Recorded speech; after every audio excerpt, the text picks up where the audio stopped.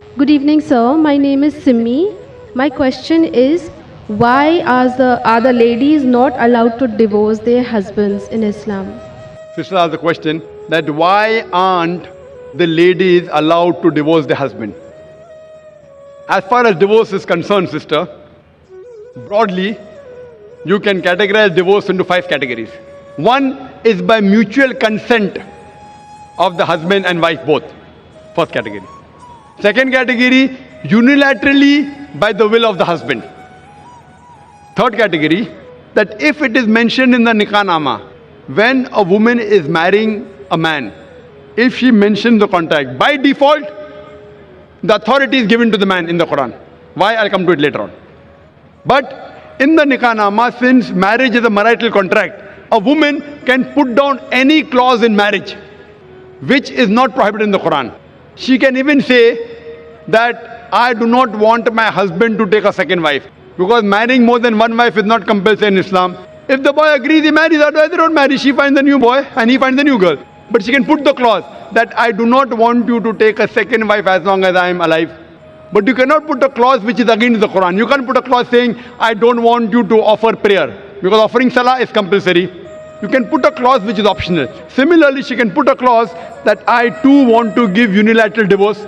It's called as talaq-e-tawfeed or isma. Third category. Fourth category is if she does not mention in the clause, but yet she wants divorce, she can request the husband, I don't want to stay with you. She can request the husband to give divorce. That's called as qala. And the fifth category, if the husband does not agree and if the husband ill-treats her, she can go to the qazi, she can go to the judge, and she can take nikah-e-fask. That means nullification of the marriage. If the husband ill-treats her, does not give her her rights, she can go to the judge and she can nullify the marriage.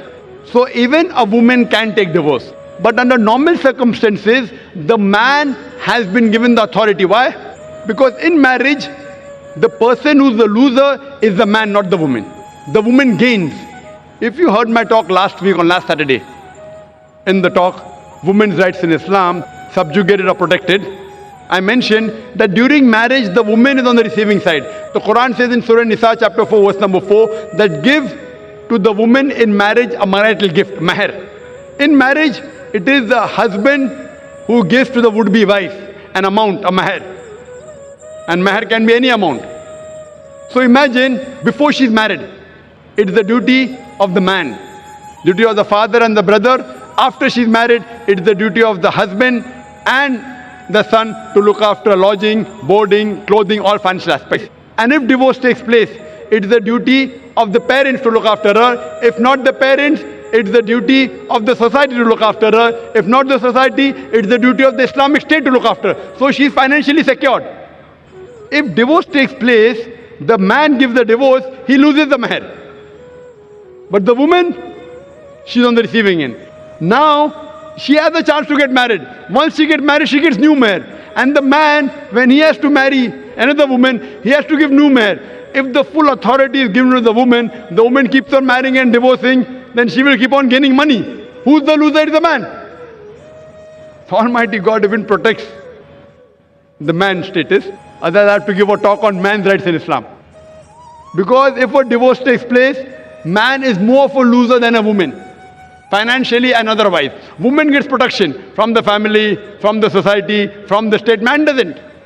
So because of that, Allah Almighty God has secured the man. But yet if the woman wants, she can mention in the marital contract, she too can give divorce. Or she can request divorce from the husband called as kula. Or if the husband ill-treats, she can go to a judge and she can nullify the marriage, which is called as nikah-e-fask. Hope that answers the question.